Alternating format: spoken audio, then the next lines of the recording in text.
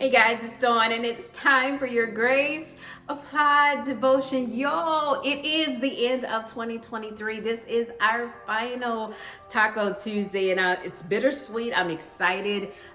We have spent an entire year together grabbing our Bibles on Tuesdays for 5, 6, 7 minutes to hear what God would say to us.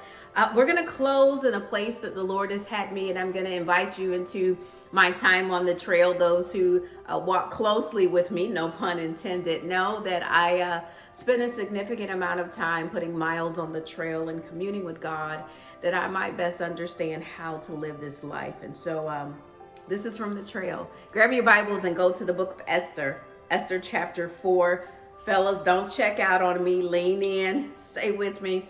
I know immediately you hear Esther, you start thinking of the queen and, oh, this is going to be for the ladies. No, this is for everybody, for the 50 of you that will hear it and receive the impartation from the Lord. Esther chapter 4. If you'll drop down with me, I'll start reading at verse 8.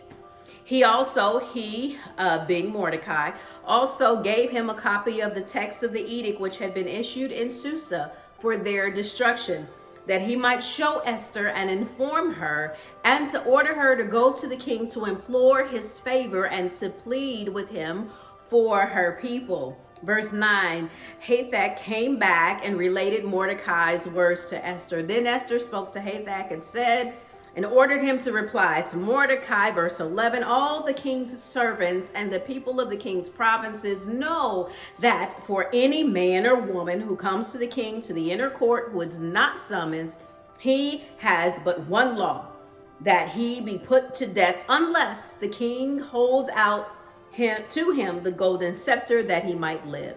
And I have not been summoned to the king for 30 days. Verse 12. They related Esther's words to Mordecai, and this is where I need all of us to lean in as we head into 2024. Verse 13. Then Mordecai told them to reply to Esther, do not imagine that you in the king's palace can escape any more than all the Jews. For if you remain silent at this time, relief and deliverance will arise for the Jews from another place, and you and your father's house will perish. And who knows whether you have not attained royalty for such a time as this.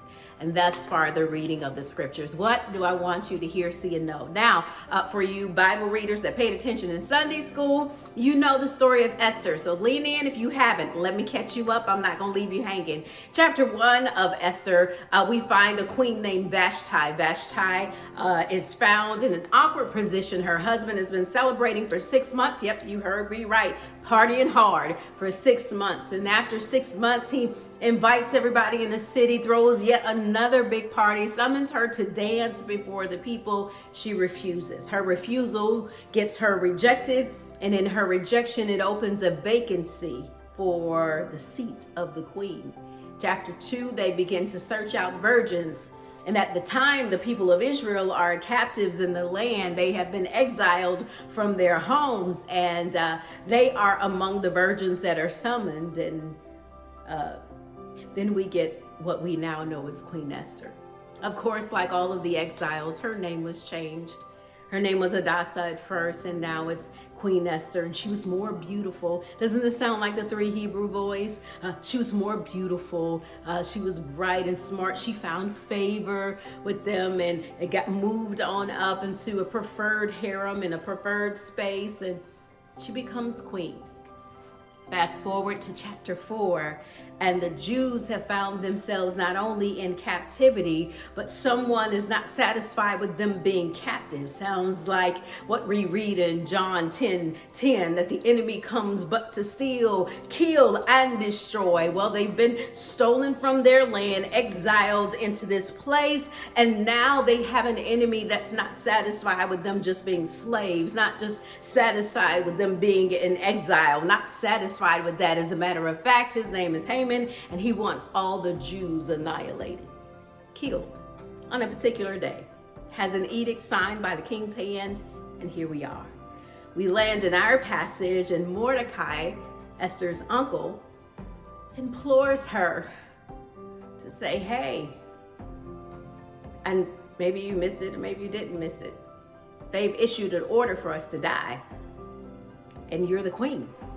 And is it possible that God gave you this seat, that God gave you this space so that you could use the power and authority of the seat God gave you favor to sit in so that you could save us for such time as this? So what do I want you to hear, see, and know now that you got the backdrop?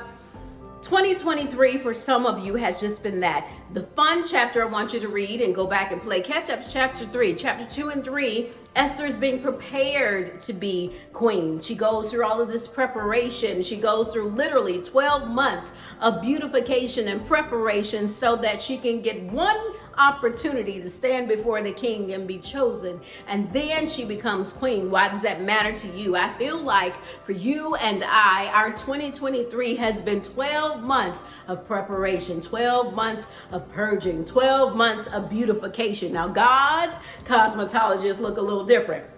God's cosmetologist uses things like grief and suffering, sadness and pain and brokenheartedness and losses and things, uses tears to purify the face, uses a different kind of water to clean out your pores and all of the crushing that a person can take to make them look beautiful. Yeah, God's glorified glam team has beautified you for 12 months. And now God is giving us an opportunity as we catapult into our 2024 that he's going to use the places he's placed us for a significant moment. And I don't want us to miss it. So what do I want you to hear, see, and know? I want you to listen to what Mordecai said to Esther, and this is my caution and challenge to you for 2024. Don't think because you have been promoted to a seat that God reserved for you, that you are somehow exempt from the challenges that are indigenous to who you are. You see, Esther was still a Jew. They just didn't know.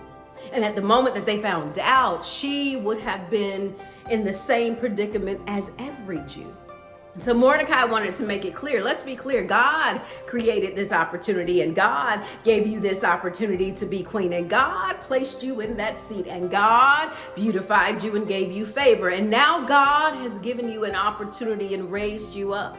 Because if you don't, here's the fun fact. God will send relief for his people from somewhere, and you yourself would be destroyed. In 2024, here's what I want you to know. 2023 was your 12 months of preparation. And in 2024, God is going to use all of what he used to make you, break you, mold you, shape you, beautify you, and place you in a seat for a reason. For what you're going to do won't just impact you and your house, it will impact nations, thousands. My prayer is that you won't get in the seat and get comfortable and forget who you are and why you're there. And if by chance you do, I pray God sends you your own Mordecai to remind you that God gave you that seat. And it's possible, plausible, he gave it to you for such a time as this. I pray you don't miss the moment. Yeah. Happy New Year.